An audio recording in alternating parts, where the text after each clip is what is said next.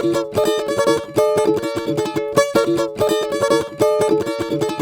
my name is Chuck Arnett, and I'm going to be taking Shadow Legion Demons to the Storm tournament this weekend.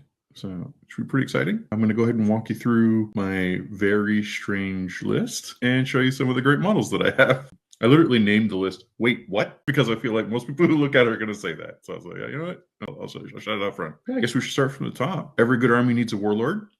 And if you're familiar with Shadow Legion, you'll be familiar with this guy. I mean, there's a lot of weird stuff I'm going to do, but I'm not leaving it without him. I have a Bloodthirster with a Great Axe of Khorne, and he has Fade into Darkness. This makes him a Warp Talon. So when he kills something, and if he kills a unit in close combat and isn't in engagement or at the end of the fight phase, he gets to leave the table and go to strategic reserves, and then he gets rapid ingress back into the table, and he does it again. He's like the Jason Voorhees of 40k models.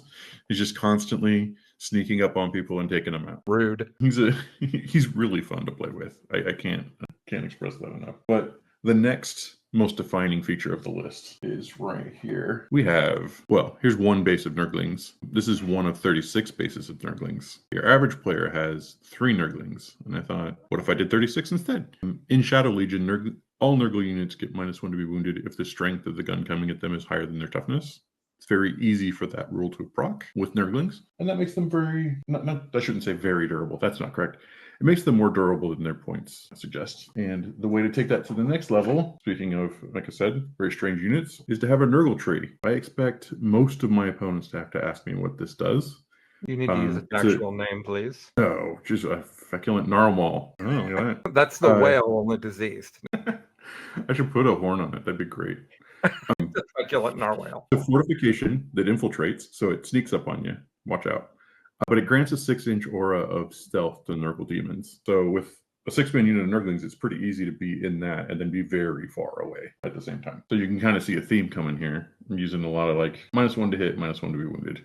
Trying to push people down. But let's take a Nurgle break. Let's grab one of my Flesh Hounds of Khorne. This is the Sergeant with the Flamer. I got a squad of 5 of these. I don't really expect much out of them, but they have free uppy downy every turn. And I will just keep uppy downing them. They can be my backfield screen for as long as there's not a reason for it. And as soon as behind enemy lines or something else shows up that I need them to, I bounce over there, get me those points. Pretty easy, 75 points. All right, ready to go back to the weird? I have 2 squads of 3 of these. Oh, I've never seen them in a tournament list before. Right? You probably still shouldn't. Like, I'm going to be honest. These are the same price as 10 Plague Bearers, and I am probably making the wrong choice. But I'm not really going to Storm for, like, first place. I'm going for most fun. They move pretty far, and they have a gun that doesn't do anything, which is similar to their melee profile in that it doesn't do anything.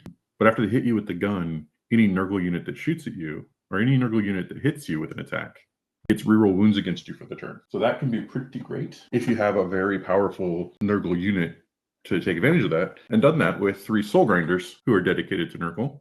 So he's going to have quite a bit of very low AP shooting that gets reroll wounds on those turns, and then an incredibly good combat punch. With 3 of them, there's a lot of volume, and if they're going into that tree and getting -1 to be hit, toughness 11, 3 up, 4 up invuln, -1 to wound if your strength is higher than me. They take a little longer than they should to get rid of. That's kind of a theme for a lot of the things in my army here. They're back to not having bases again. I even have a screenshot in my phone in case I get questioned. And then one of the great things about Shadow Legion is that you can bring a very small selection of Chaos Space Marines to help you out. Now, the best Chaos Space Marine that you can get is the Humble Cultist Mob. So I have a unit of these mutated Skitarii. It's a 50-point battle line unit that stickies things. They're actually next on my list after I finish the last Soul Grinder. Maybe I can get their red at least brightened up. But everybody gets deep. All the Chaos Space Marines get Deep Strike, and then I have a stratagem for uppy downy. So once I've stuck my home objective and I'm sure my opponent's not going back there, I can pull these guys up and bring them back up to score with something else while I'm doing other units. So it's kind of free. They're never the MVPs, but they're always back there. And for 50 points, they're always bringing me a ton of value. Very happy with them. And then I have this humble unit, the Master Possession, made out of some poor Salamander character. I don't even remember which one. But he's rocking it. And if you can, I'm sure many of you can guess, if there are Masters of Possession, you have to have Possessed. One of the other cool enhancements that my army has is a Scout 9. So the Master Possession has a Scout 9 on him, and then Possessed themselves move 9 inches, and then he gives +1 to charges. So that's essentially 19 inches plus a charge. So I can really threaten the first turn. I'm just going to kind of block you in and do a bunch of damage. And then I can also get them up really heavy into midboard so they can stand behind walls and breathe heavily until my opponent engages with them. But that's kind of list. That's everybody's in there. That's all the pieces and combos and stuff. The way this plays out, I try to get the Nurglings into a position where if the other person goes first, they're going to be able to shoot at them, but I'm going to have all my minuses. Right? I'm going to have a -1 to hit. I'm going to have a -1 to wound, and they won't be able to do as much damage as necessary.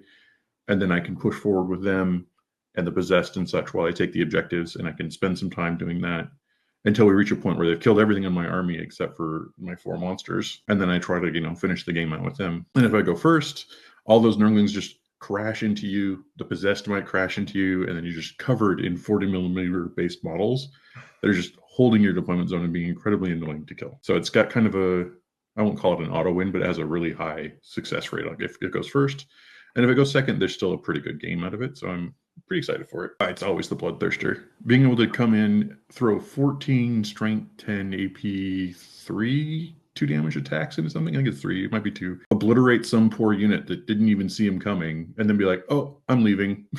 And he leaves the table, and he comes back and he's like, "I'm gonna do it again." It's just every turn of the game. And then at the end of the game, you have to make the hard choice of like, well, I'm going to stand on this objective and see if I can live, which is usually pretty decent chance. Maybe I live, maybe I don't. Actually, just to spam the same answer over and over again.